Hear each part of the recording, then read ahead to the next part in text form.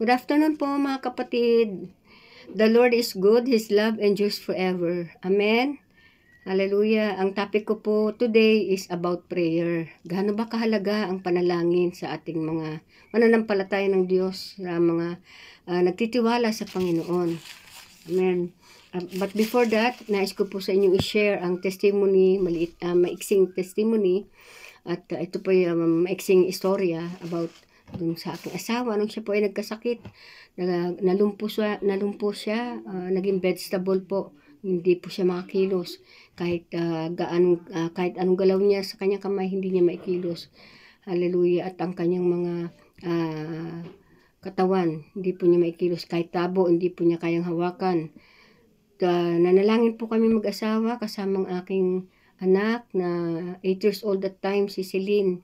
At ito po ang kanyang panalangin. Very simple but specific po yung prayer niya. Ito po yung sinasabi niya sa Panginoon. Lord Jesus,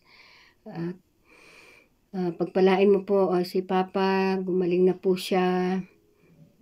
Pagalingin mo po si Papa, palakasin mo po si Papa para makasama po sa amin sa pagsamba. True enough, ang Diyos po ay tumutugon sa aming panalangin. At nakita ko po na unti-unting nakilos niya ang kamay niya, unti-unting nakakaupo na siya hanggang siya po ay nakatayo at siya ay nakalakad muli. In 3 days po yun. 3 days po. So yung nakita ko po ang sa panahon ng pagsubok. Sa panahon ng pagsubok, yan po natin nakikita ang kapangyarihan ng Diyos sa lahat ng mga nagtitiwala at nagtatapat sa Panginoon. At ito po ang ating unang puntos. 3 puntos lamang po ang isi-share ko sa inyo. At ang unang puntos ay sabi dito po, humble ourselves before the Lord. Tayo po yung magpakumbaba.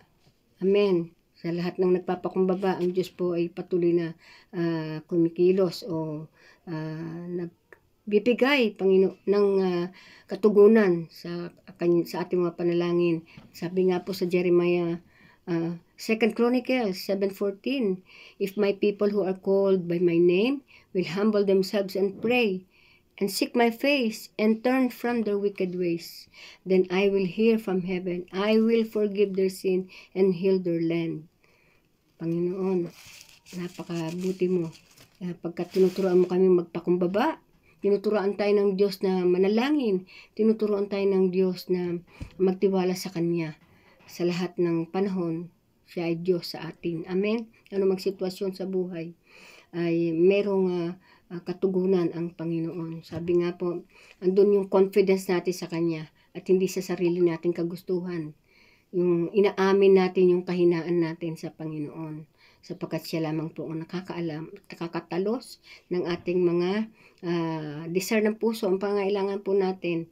Amen. Pangalawa po ay kung gaano ba ka-importante ang panalangin po. Building a deep relationship sa Panginoon. Andun yung intimate relationship natin sa Panginoon. Knowing God that He is merciful, knowing God that He has a compassionate heart. Meron siyang puso na nagmamahal, inuunawa tayo.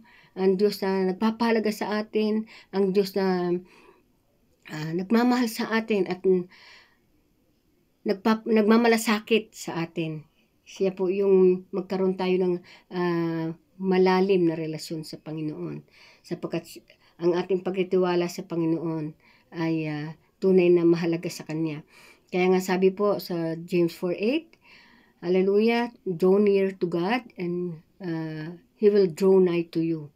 Kung tayo po lalapit sa Diyos, tayo po ay hindi niya bibiguin. Bagkus lalapit pa siya sa atin. Amen. Na nagtitiwala at nagtatapat sa Kanya. Hallelujah. Trusting God with all our heart, with all our soul, with all our mind, and with all our strength. Yan po ang nais ng Panginoon. He is willing to hear us. He is willing. Very willing po ang Diyos na ipagkaloob ang nais natin. Hindi yung mga bagay na makakapagpalayo sa atin, bagkus yung makapagpapalapit pa sa atin sa Panginoon. At pangatlo po, prayer gives us the strength and the spirit of understanding kung paano binibigay ng Diyos ito ay isang mahalagang bagay sa pananalangin po natin, naunawaan po natin ang kanyang salita. Spirit of understanding, naunawaan po natin kung ano po yung ipinapahayag ng Diyos na ipagawa sa atin, yung kalooban ng Diyos na nais niyang ipagawa sa atin, na nandun po yung naunawaan natin na pag meron po tayong patuloy na magandang relasyon, malalim na relasyon sa Panginoon. We know that God hears, God listens, and God answers prayers. Amen? Kaya nga po, napakagandang bagay na tayo po na nagtitiwala sa Diyos. Hallelujah, tayo po ay magtatapat. At sa ating pagtatapat, tayo po ay magtiwala na tutugunin po ng Panginoon ang ating mga panalangin. Sapagkat hindi pa man natin nabibigkas ang ating panalangin, mga kapatid, yan po ay mayroon ng katugunan sa Diyos. Yan po yung marami po akong mga testimony, pero isa lamang po ito sa magandang testimony na pinakita sa tinugon ako ng Diyos sa aking panalangin. Yan po isang kahalagahan sa ating pananalangin. In conclusion po, sabi nga po, sa lahat ng ito, ang Diyos po ay nananawagan na tayong mga nagtatapat at nagtitiwala sa Kanya ay patuloy na sumunod to serve the Lord with all our heart, with all our soul.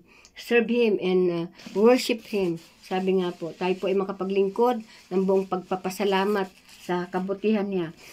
In conclusion, mga kapatid, dito po ay pinapaalalahanan tayo ng Panginoon na tayo po ay mag-depend lang sa Kanya. We depend on God alone. At let us always fix our eyes on Jesus, the author and the finisher of our faith. Hallelujah. So, dahil meron po tayong tamang relasyon sa Panginoon at nais ng Diyos tayo po ay magpatuloy na magpakumbaba at patuloy na magpasakop sa Kanya, patuloy na iasa natin ang lahat, isangguni natin ang lahat sa Panginoon sapagkat God is all-knowing. He is all-knowing God and He is a merciful God.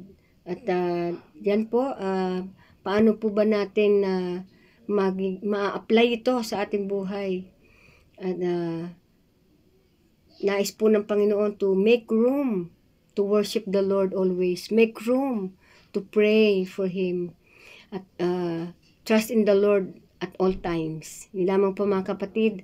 The Lord is good. His love endures forever. Mga kapatid, thank you Lord, thank you Jesus for this time. Pagpalain mo pong yung salita, ang lahat ng ito na makaririnig, pagpalain mo po. Maraming salamat o Diyos sa pangalan ni Jesus. Amen and Amen.